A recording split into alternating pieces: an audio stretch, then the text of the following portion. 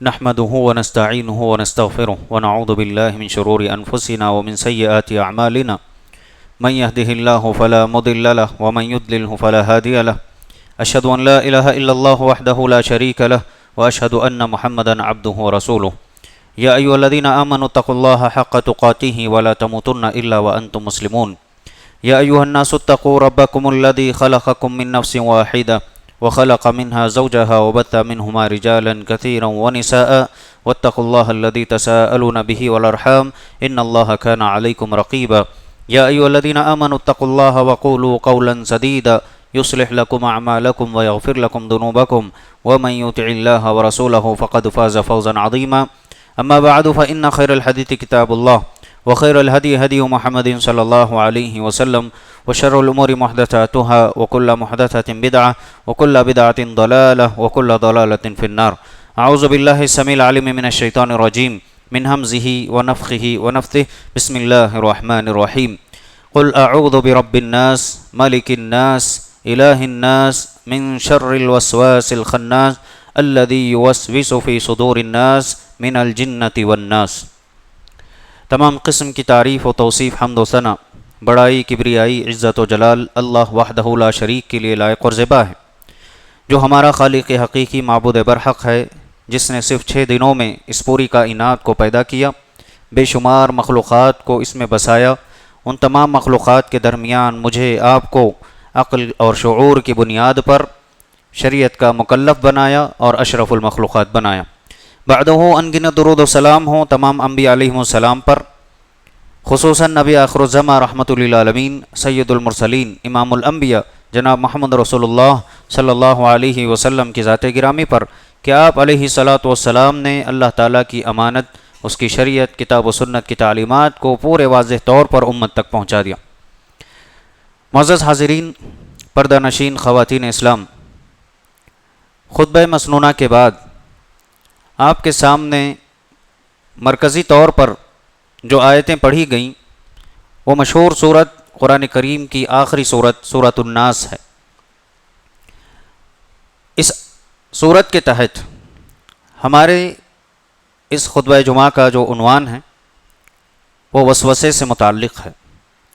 وسوسہ کیا ہے، کیوں انسان کو ہوتا ہے، اس کے شریعت میں احکام کیا ہیں، تعلیمات کیا ہیں ایسے مسائل میں، اور اگر یہ نقصان پہنچانے والی چیز ہے تو اس سے بچنے کے وسائل و اسباب کیا ہیں، ان کی وضاحت آپ کے سامنے ہوگی۔ سب سے پہلے سورۃ الناس میں اللہ رب العزت نے نبی کریم صلی اللہ علیہ وسلم کے ذریعے سے یہ فرمایا، قل اعوذ برب الناس، اے نبی صلی اللہ علیہ وسلم آپ فرما دیجئے کہ میں لوگوں کے رب کی پناہ میں آتا ہوں، لوگوں کے رب کی پناہ چاہتا ہوں۔ ملک الناس، جو لوگوں کا بادشاہ ہے، الہ الناس، جو لوگوں کا معبود ہے، من شر الوسواس الخناس، لوگوں کے پاس آ کر وسوسے ڈال کر پیچھے ہٹنے والے کے شر سے، وسوسے ڈال کر لوگوں سے پیچھے ہٹ جانے والے کے شر سے میں پناہ طلب کرتا ہوں۔ الذی یوسوس فی صدور الناس، جو لوگوں کے دلوں میں وسوسے پیدا کرتا ہے، من الجنۃ والناس، یہ وسوسے پیدا کرنے والے جنوں میں سے بھی ہوں یا انسانوں میں سے ہوں۔ یہ اس صورت کا واضح مفہوم اور اس کا ترجمہ ہے۔ اس صورت پر غور کرنے پر جو اہم بات سمجھ میں آتی ہے وہ یہ کہ اللہ رب العزت نے جو تعلیمات ایک بندے کو دی ہیں، ایک بڑے مسئلے کی وضاحت کے طور پر اللہ رب العزت نے شروع کی جو 3 آیتیں ہیں، قل اعوذ برب الناس، لوگوں کے رب کی پناہ چاہتا ہوں، الہ ملک الناس، لوگوں کے بادشاہ کی پناہ چاہتا ہوں، الہ الناس، لوگوں کے معبود کی پناہ طلب کرتا ہوں، کس سے؟ من شر الوسواس الخناس، لوگوں کے پاس آ کر وسوسے ڈال کر جانے والے سے۔ تو یہ جو 3 وسیلے، 3 ذرائع انسان جو اللہ تعالیٰ کی پناہ طلب کر رہا ہے، اللہ کے رب ہونے کے حساب سے، بادشاہ ہونے کے حساب سے، معبود ہونے کے حساب سے، اس ناحیے سے بندے کو یہ تعلیم دی گئی ہے کہ یہ مسئلہ بڑا عظیم ہے۔ اس بڑے نقصان سے بچنے کے لیے انسان کو ان تعلیمات کی پیروی کرنا ضروری ہے۔ اور پھر آگے بتایا گیا کہ یہ وسوسے ڈالنے والا کہاں وسوسے ڈالتا ہے؟ فی صدور الناس، لوگوں کے دلوں میں وسوسے ڈالتا ہے، لوگوں کے سینوں میں وسوسے پیدا کرتا ہے۔ اور وسوسے ڈالنے والوں کی اقسام بتائی گئیں کہ یہ 2 قسم کے ہیں، ایک جنات میں سے بھی ہیں اور انسانوں میں سے بھی ہیں۔ تو وسوسے کے سلسلے میں اہل علم نے جو تعریف کی ہے مختصر الفاظ میں یہ ہے کہ مخفی آواز کو وسوسہ کہتے ہیں۔ مخفی آواز، چھپی ہوئی آواز جو انسان کے دل میں غیر محسوس طریقے سے پیدا ہوتی ہے، انسان اس کو محسوس نہیں کر پاتا ہے، لیکن اس کے ذہن میں، اس کے دل میں یہ خیال آ جاتا ہے۔ اور وسوسے کی حیثیت شریعت میں جو بتائی گئی، کتنا عظیم اللہ رب العزت کا قانون ہے، سمجھیں کتنی اللہ کی رحمتیں ہیں اس امت پر کہ اللہ کے نبی علیہ الصلوۃ والسلام فرماتے ہیں، مشہور حدیث ہے صحیح بخاری اور صحیح مسلم کی، ان اللہ تجاوز عن امتی ما حدثت به انفسها ما لم تعمل او تتکلم، کہ اللہ رب العزت نے میری امت کو معاف کر دیا ہے، میری امت کو معاف کر دیا ہے کس معاملے میں؟ جو بھی خیالات اس کے نفس میں پیدا ہوتے ہیں ان خیالات کو اللہ نے معاف کر دیا ہے۔ کب تک؟ جب تک کہ میری امت کے لوگ اس پر عمل نہ کر جائیں یا پھر ان کی زبان سے وہ الفاظ ادا نہ ہو جائیں جو ان کے دلوں میں پیدا ہو رہے ہیں۔ یعنی خیالات آپ دیکھ لیں، صرف اور صرف ایک دن یا ایک گھنٹے کا آپ اندازہ لگا کر دیکھیں، اگر کسی کا ذہن فارغ ہے، خالی اوقات اس کی زندگی میں گزر رہے ہیں، یا پھر لوگوں سے معاملات کرتے ہوئے تعلقات میں اونچ نیچ ہو جاتی ہیں، تو کتنے وسوسے، کتنے خیالات ہمارے ذہنوں میں آ جاتے ہیں۔ کسی کے بارے میں برا خیال آ جاتا ہے، کسی کے لیے سازشی ذہن بن جاتا ہے، کسی کے خلاف، کسی کی غیبت کا خیال آ جاتا ہے۔ ایسے بہت سارے گناہوں کے خیالات انسان کے دل میں پیدا ہو جاتے ہیں، سینے میں پیدا ہو جاتے ہیں۔ تو اللہ کی رحمت دیکھیں، وسوسوں کی کوئی حد نہیں ہے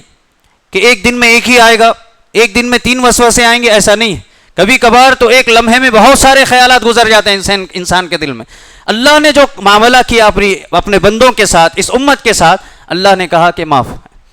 وسوسے معاف، خیالات آئیں گے، بڑے بڑے خیالات آتے ہیں۔ میں نے تو بہت سارے چھوٹے گناہ ذکر کیے، کبھی کبھار کئی لوگوں کو بڑے بڑے گناہ، کبائر جن کو کہا گیا ہے، جس سے انسان کا دین و ایمان عقیدہ تباہ ہو جاتا ہے، ایسے بھی خیالات آتے ہیں۔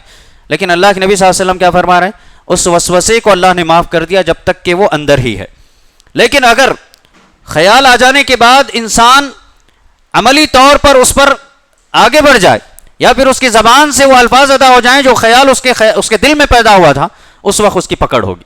اس کا خیال کیسا ہے، کس کے متعلق ہے، کس طریقے سے ہے، کتنا غلط ہے، یہ تمام پیمانے اللہ کے پاس موجود ہیں، اس حساب سے اس کا گناہ لکھ دیا جائے گا۔ اب آئیں وسوسے یا پھر شیطان کا دخل، کیونکہ وسوسے شیطان کی طرف سے آتے ہیں۔ ہماری زندگیوں میں اس کا دخل کیسا ہے؟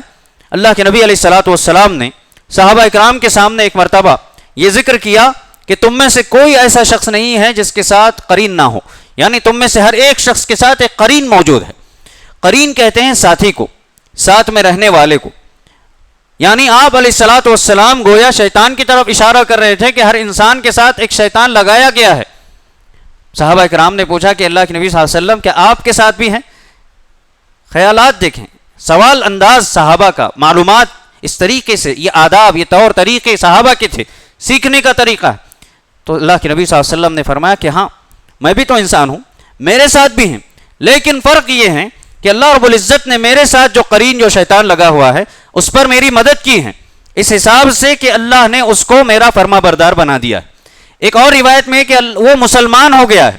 اب مجھے کبھی برائی کا وہ حکم نہیں دیتا ہے، ہمیشہ نیکی کا اور اچھی باتوں کا ہی مجھے حکم دیتا ہے۔ معلوم کیا ہوا کہ اللہ کے نبی صلی اللہ علیہ وسلم کے علاوہ کتنے بھی بڑی شخصیت کیوں نہ ہو، ان کے ساتھ ایک قرین لگا ہوا ہے جو برائی کی طرف لے جاتا ہے۔ کوئی پاک نہیں ہے برائی سے، انسان ہونے کے ناطے گنہگار ہے، غلط کار ہے، اس سے غلطیاں ہو جاتی ہیں، تو ایسے خیالات کی وجہ سے شیطان اس کو برائی کی طرف لے جاتا ہے۔ ایک اور حدیث ہے جس میں اللہ کے نبی علیہ الصلوۃ والسلام کے ساتھ ایک واقعہ پیش آیا، صحیح بخاری کی روایت ہے۔ رمضان کی مناسبت سے اللہ کے نبی صلی اللہ علیہ وسلم اعتکاف میں بیٹھے ہوئے تھے، رات کا وقت تھا، عشاء کے بعد کا وقت۔ آپ سے ملاقات کے لیے آپ کی زوجہ آئی تھیں، صفیہ رضی اللہ عنہ۔ آپ علیہ الصلوۃ والسلام نے ان کو رخصت کرنے کے لیے، تھوڑی دیر بات کرنے کے بعد آپ مسجد کے دروازے تک ان کے ساتھ چلے گئے تاکہ ان کو رخصت کر سکیں۔ اسی وقت میں 2 انصاری صحابہ مسجد کے باہر سے گزر رہے تھے۔ انہوں نے دیکھا کہ اللہ کے نبی صلی اللہ علیہ وسلم ایک خاتون کے ساتھ ہے، کیونکہ پردے میں ہیں۔ صحابہ وہاں سے اپنا راستہ بدل کر کے گزرنے لگے تو اللہ کے نبی صلی اللہ علیہ وسلم نے ان کو آواز دی، کہا کہ رک جاؤ، جہاں ہو رک جاؤ، واپس آؤ۔ صحابہ واپس آئے، اللہ کے نبی صلی اللہ علیہ وسلم نے فرمایا کہ یہ میری بیوی صفیہ ہے، یہ میری بیوی صفیہ ہے۔ اللہ اکبر۔ صحابہ کرام نے کہا اللہ کے نبی صلی اللہ علیہ وسلم آپ کے بارے میں ہمارے دلوں میں خیال غلط آئے، یہ ہو ہی نہیں سکتا. آپ کی ہستی بڑی مقدس ہے، بڑی مبارک ہے، بڑی ہستی ہے، بڑا تصور ہمارے ذہنوں میں، ایسے غلط خیالات نہیں آ سکتے ہیں. اس وقت غور کیجئے اللہ کے نبی صلی اللہ علیہ وسلم نے کیا فرمایا، ان الشیطان یجری من الانسان مجری الدم. تمہارے جذبات اپنی جگہ ہے، تمہاری مجھ سے محبت اپنی جگہ ہے، لیکن یاد رکھو کہ جو تمہارا دشمن تمہارے ساتھ لگا ہوا قرین ہے، وہ انسان کے اندر رگوں میں خون جس طریقے سے دوڑ رہا ہے، ویسے ہی وہ قرین، وہ شیطان اس کی رگوں میں دوڑ رہا ہے. نبی بھی کیوں نہ ہو آ کر کے وسوسے ڈالے گا.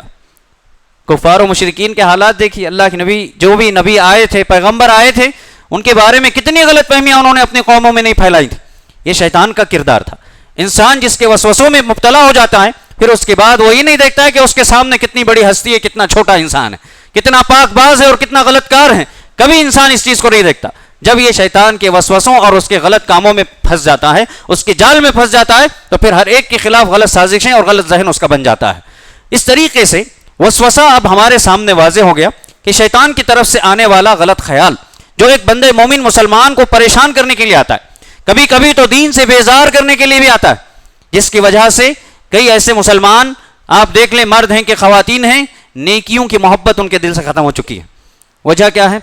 شیطان کے وسوسوں کی وجہ سے. کبھی بھی وہ شیطان انسان کو اچھے کام کرنے کی طرف جانے کو روکتا ہے. اسے پسند ہی نہیں ہے کہ ایک مسلمان جو ہے اچھے کام کرے، نماز پڑھے، روزہ رکھے. یہ اللہ کا کرم ہے کہ اللہ نے ہمیں توفیق دی، نیکیوں کی محبت ہے کہ آج جمعہ کی نماز ادا کر رہے ہیں، اس طریقے سے دوسری نمازیں ادا کر لیتے ہیں، صدقات و خیرات اپنی عام زندگی میں کر لیتے ہیں، اور دیگر عبادات کا جب موقع ملتا ہے ایک دوسرے سے اچھے تعلقات، اچھے معاملات دلوں کو صاف رکھ کر ملتے ہیں. یہ اللہ کی توفیق ہے محض. ورنہ آپ دیکھ لیں، اگر اللہ رب العزت نے سب کے دلوں کا حال بیان کر دیا ہوتا، واضح کر دیا ہوتا، میرے دل کی کیفیت آپ پر، آپ کے دل کی کیفیت مجھ پر اگر آیا ہوتی، واضح ہوتی، تو کوئی کسی سے ملنا پسند نہیں کرتا، دیکھنا تک پسند نہیں کرتا. یہ ہمارے آج دلوں کی کیفیت ہے شیطان کے وسوسوں کی وجہ سے. ابھی اللہ کی توفیق ہے کہ جو اس سے بچ جائے وہ بچ جاتا ہے. تو اللہ رب العزت نے جو بات بتائی من الجنۃ والناس، یہاں سمجھنے والی بات یہ ہے کہ اللہ رب العزت نے جہاں جنات کا ذکر کیا ان کا تو سمجھ میں آتا ہے کہ شیاطین میں سے جو ہیں وہ آ کر کے انسان کو غلط کاری اور غلط کاموں کی طرف لے جاتے ہیں. وہیں انسانوں میں سے بھی والناس کہا اللہ رب العزت نے کہ لوگوں میں سے بھی کچھ ایسے ہیں جو وسوسے کا کام کرتے ہیں، جو شیطانی حرکت ہے. لگنے کو آپ کے خیر خواہ لگیں گے، لگتا ہے کہ آپ کے ہمدرد ہیں، آپ کو کچھ ایسے مشورے کے دیں گے، ایسی باتیں آپ کے سامنے کر جائیں گے کہ جس سے آپ متاثر ہو جاتے ہیں. کبھی کبھی تو اللہ اکبر، اللہ معاف کرے، ہمارے معاشرے میں ایسے حالات پیدا ہو جاتے ہیں، ایسے لوگ بھی ہیں کہ اپنی دشمنی انڈائریکٹلی ہم سے ادا کرواتے ہیں.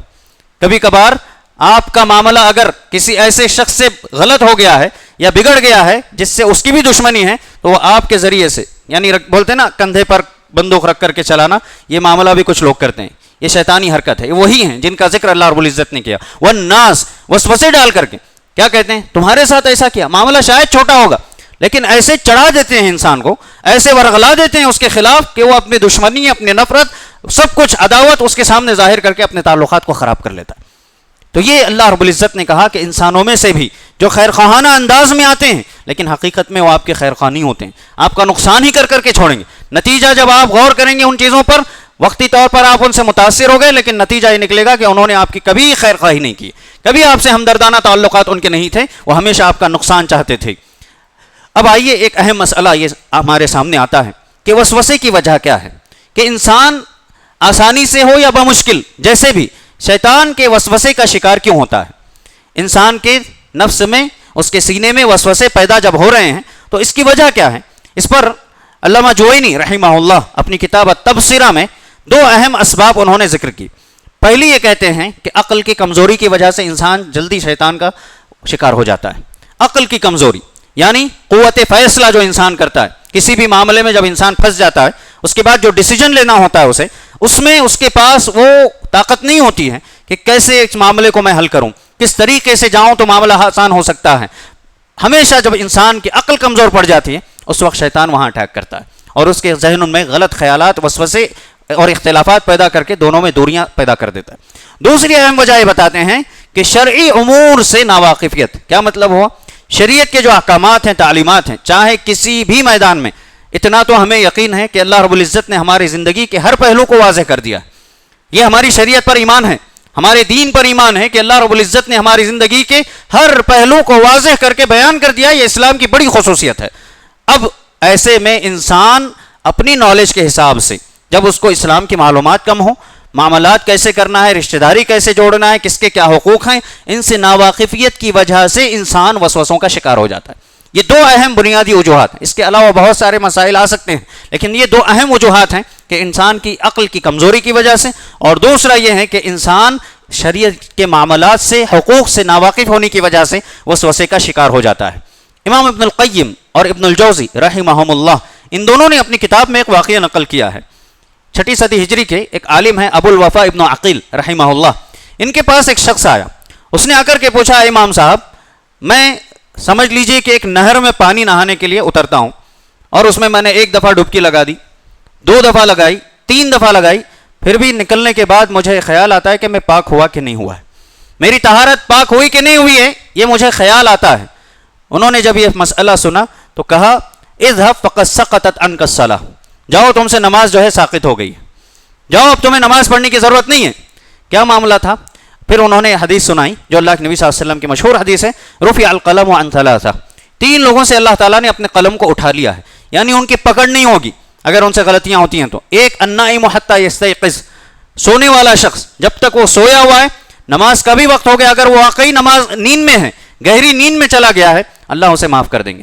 جب اٹھ گیا، نماز کا وقت باقی ہے یا پھر قضا کرنا ہے، اس وقت نماز ادا کرنا ہے، لیکن جب تک سویا تھا اللہ تعالیٰ معاف کر دیں گے. دوسرا وہ شخص ہے والصغیر حتی یبلغ، چھوٹا سا بچہ جو ابھی بلوغت کی عمر کو نہیں پہنچا ہے، بلوغت سے پہلے کا کچھ ایسے معاملات اس سے ہو جاتے ہیں جو بڑوں سے ہوتے ہیں تو پکڑ ہوتی ہے، تو چھوٹوں سے ہو تو ان کو پکڑ نہیں ہے کیونکہ وہ شریعت کا ابھی مکلف نہیں ہوا ہے. تیسرا والمجنون حتی یفیق، ایک پاگل شخص جس کی عقل زائل ہو چکی ہے، جب تک کہ وہ عقل درست نہ ہو جائے اس وقت تک اس کی پکڑ نہیں ہے، اس سے کچھ غلطیاں اور گناہ ہو جاتے ہیں تو اسے معاف کر دیا جاتا ہے. شریعت میں یہ قانون بتایا گیا. کہتے ہیں کہ لگتا ہے کہ تمہاری بھی عقل زائل ہو چکی ہے، اس لیے تم شک و شبہ کا شکار ہو، اور تم 3 دفعہ نہر میں نہانے کے بعد بھی تمہیں اب یہ سوال پیدا ہو رہا ہے کہ تم پاک ہوئے کہ نہیں ہوئے، جاؤ تم سے نماز ہی معاف ہو گئی ہے. اسی لیے عربی زبان میں ایک بڑا مشہور مقولہ ہے، کہتے ہیں الجنون فنون،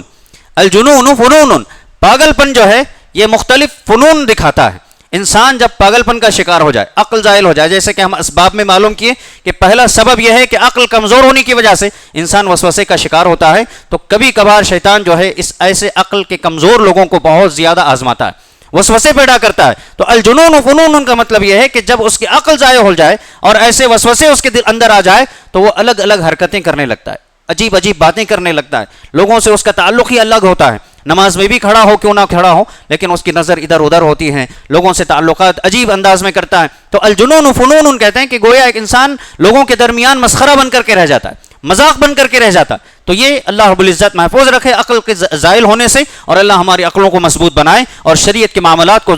گہرائی سے معلوم کرنے کا اللہ تعالی ہمیں توفیق عطا کرے. اب آئیے جانتے ہیں کہ سب سے پہلا وسوسہ اس دنیا میں کون سا تھا. یہ بھی ہمیں ملتا ہے قرآن کی، اگر آپ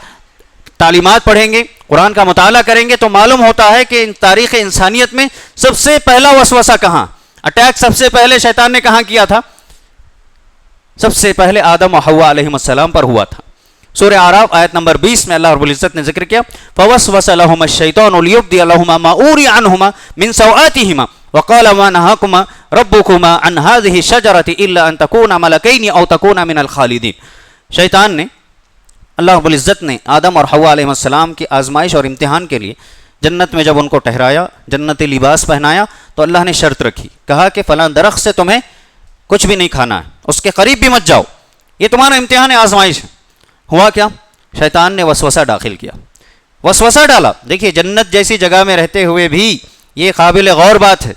جنت جیسی جگہ میں رہتے ہوئے بھی شیطان، کیونکہ انسان کی طبیعت یہ ہے کہ شیطان کو اس میں اختیار دیا گیا تھا، تو وہ آیا اور اس میں وسوسے ڈال دیا، چاہے وہ حوا علیہ السلام کے ذریعے ہی سے کیوں نہ ہو. آدم علیہ السلام کو ورغلایا، دونوں کو ورغلایا، اور اس نے کہنا شروع کر دیا، وسوسہ ایسا ڈال دیا کہ ان کی جو شرمگاہیں چھپی ہوئی تھی ان کو اس نے گرا دیا. یعنی جنتی لباس جو پہنے ہوئے 2 میاں بیوی تھے وہ اس کو پسند نہیں آیا اور اس نے جو ہے ان کو برہنہ کر دیا اس وسوسے کی وجہ سے. اور یہ کہتے ہوئے اس نے وسوسہ ڈال دیا کہ اللہ نے تمہیں اس درخت سے کیوں روکا ہے جانتے ہو؟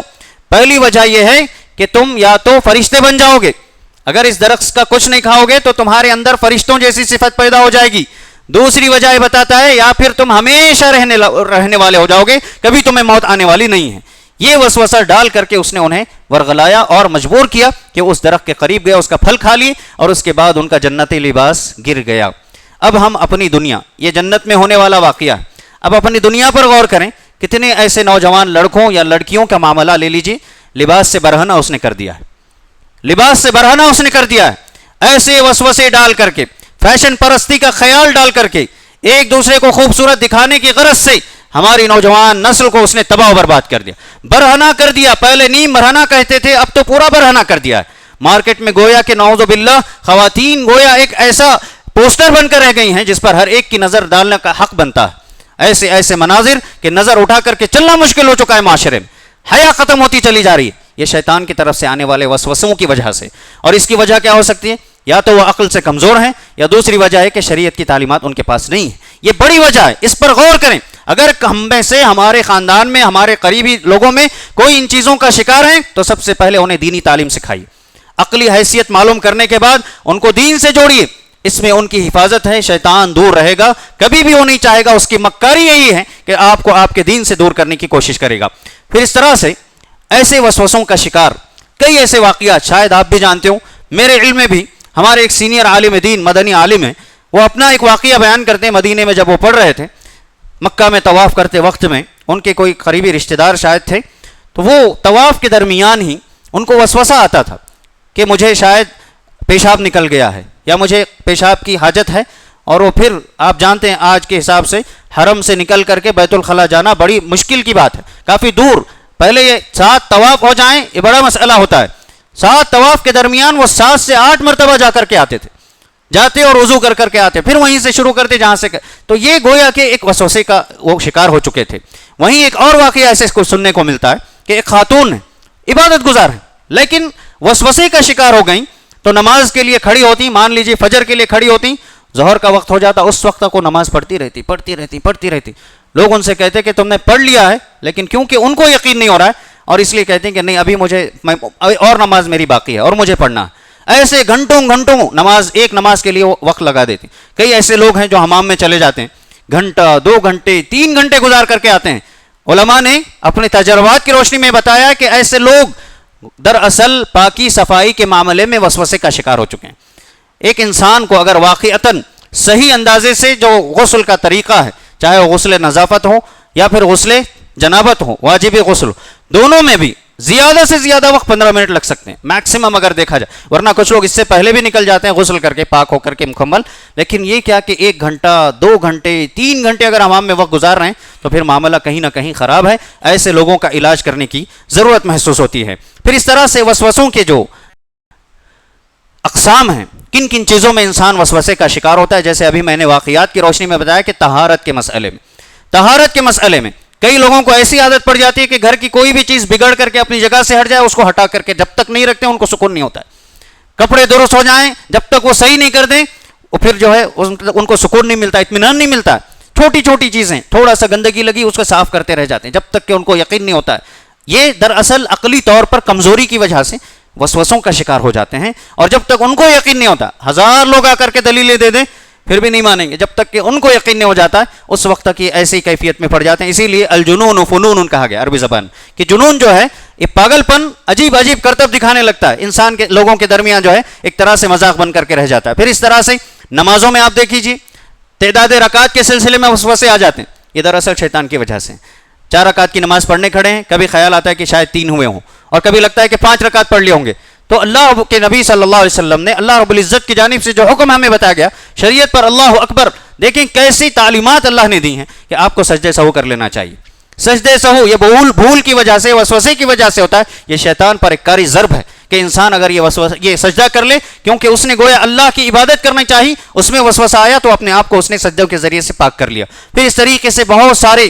برے خیالات انسان کو آتے ہیں، خصوصاً اگر آپ دیکھ لیں دین کے معاملات میں اگر آئیں تو کبھی کبھار انسان انہی وسوسوں کی وجہ سے شکوک و شبہات کا شکار ہوتا ہے، اور کبھی کبھی سنتوں کے بجائے بدعتوں کو دین سمجھ کر کے عمل کرنے لگ جاتا ہے،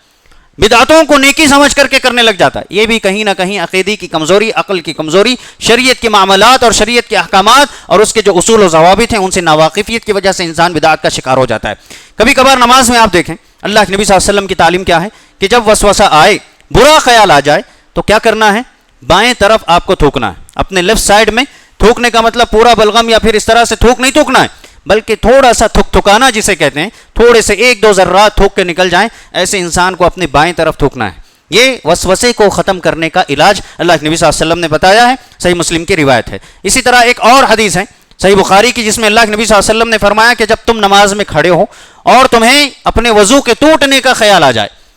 وضو کے ٹوٹنے کا خیال آ جائے، اس وقت تک اپنی نماز سے نہ نکلے حتی یسمع صوتا او یجد ریحا، یہاں تک کہ اس کو ہوا خارج ہونے کی آواز آ جائے یا بدبو آ جائے۔ ہوا خارج ہونے کی آواز یا پھر بدبو آ جائے، یہ واضح احکام احادیث میں موجود ہیں۔ کیوں؟ ایک قاعدہ ہے شریعت میں، کہتے ہیں الیقین لا یزول بالشک، کہ جو یقین ہوتا ہے اس کو شک کی وجہ سے نہیں توڑا جا سکتا۔ جس چیز پر آپ کو یقین ہے اس پر قائم رہیے، صرف شک کی بنیاد پر آپ یقین کو ختم نہیں کر سکتے ہیں۔ تو اسی لیے یہ بات شریعت میں بتائی گئی کہ جب نماز میں ہوں ایسے خیالات آئیں، یہ گویا اللہ کے نبی نے 2 ذرائع بتائے کہ یا تو بدبو محسوس کرے یا پھر آواز آ جائے، یہ یقین کی وجہ سے، کہ انسان یقین پر رہے، کبھی بھی شک میں نہ پڑے عبادات میں۔ پھر اسی طرح سے سب سے بڑا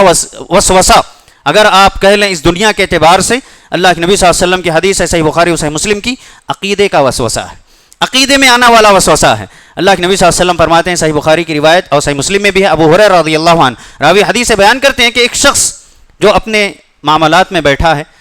کائنات میں غور و فکر کرنے کے لیے بیٹھا ہے، اس کے ذہن میں یہ خیال آتا ہے من خلق کذا ومن خلق کذا، یہ کس نے پیدا کیا، وہ کس نے پیدا کیا، آسمان کو کس نے پیدا کیا، زمین کو کس نے پیدا کیا، فلاں کو کس نے پیدا کیا، یہاں تک کہ اس کا خیال یہاں تک جاتا ہے من خلق ربک،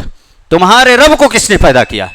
اللہ کو کس نے پیدا کیا۔ یہ خیال انسان کو شیطان کی طرف سے آ جاتا ہے۔ اللہ کے نبی صلی اللہ علیہ وسلم نے فرمایا فَإِذَا بَلَغَ ذَلِكَ فَلْيَسْتَعِذْ بِاللَّهِ وَلْيَنْتَهِ،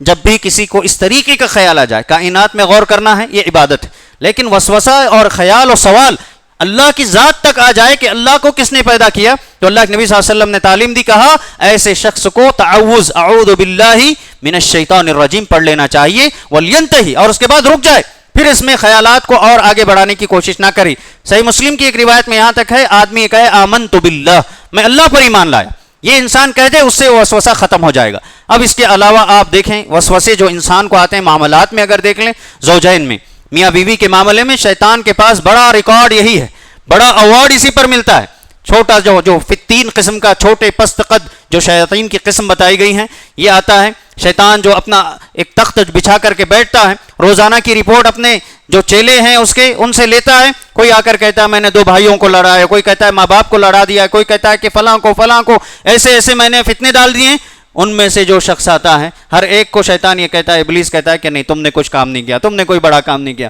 جب ایک آتا ہے جو چھوٹا پست قد ہوتا ہے، گڈھا ہوتا ہے، وہ آ کر کے کہتا ہے کہ میں نے میاں بیوی کے درمیان جھگڑا فساد ڈالا، یہاں تک کہ ان کو دور کر دیا، یہاں تک کہ ان میں جدائی ڈال دی۔ یہ سننے کے بعد وہ آگے بڑھ کر کے اسے گلے لگاتا ہے، اسے ایوارڈ سے نوازتا ہے، اپنا قریبی بنا لیتا ہے۔ سبحان اللہ، غور کیجیے یہ رشتہ کتنا نازک ہے، اسے کتنا مضبوط بنانے کی ضرورت ہے۔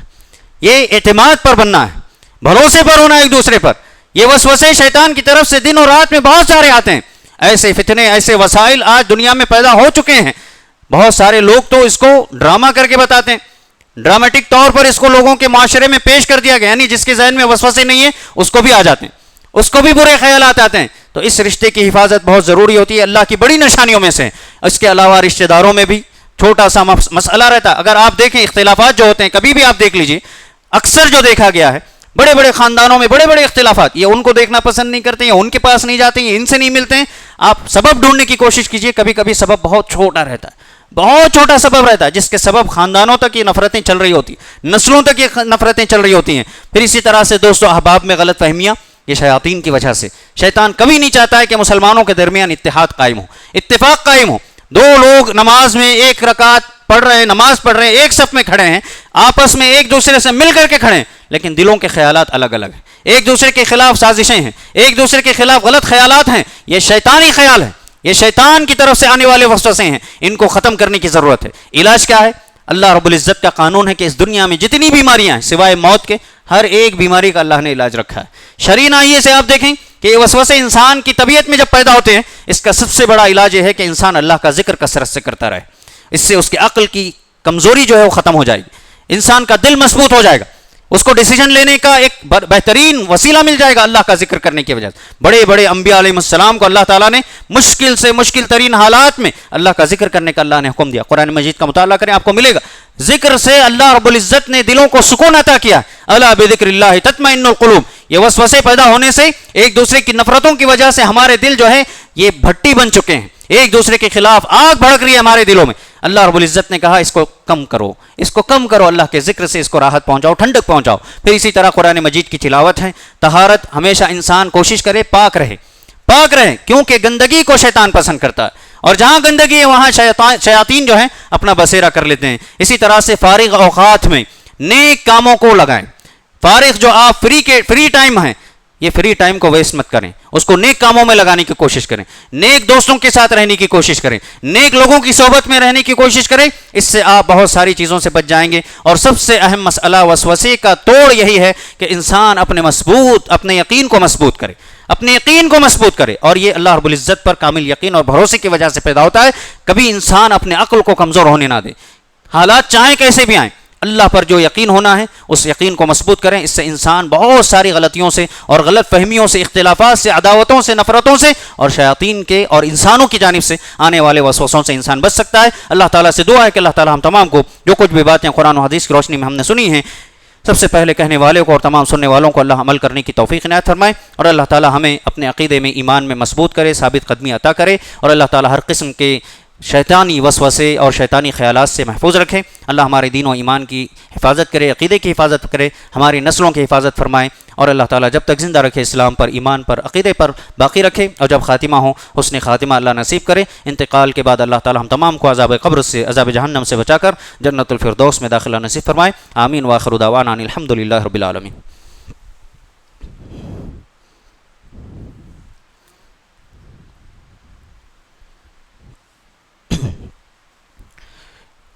ان الحمد للہ نحمده ونستعینه ونستغفره ونعوذ باللہ من شرور انفسنا ومن سیئات اعمالنا من يهده الله فلا مضل له ومن يضلل فلا هادي له اشهد ان لا اله الا الله وحده لا شريك له واشهد ان محمدا عبده ورسوله اما بعد فان خير الحديث كتاب الله وخير الهدي هدي محمد صلى الله عليه وسلم وشر الامور محدثاتها وكل محدثة بدعة وكل بدعة ضلالة وكل ضلالة في النار ان الله وملائكته يصلون على النبي يا ايها الذين امنوا صلوا عليه وسلموا تسليما اللهم صل على محمد وعلى ال محمد كما صليت على ابراهيم وعلى ال ابراهيم انك حميد مجيد اللهم بارك على محمد وعلى ال محمد كما باركت على ابراهيم وعلى ال ابراهيم انك حميد مجيد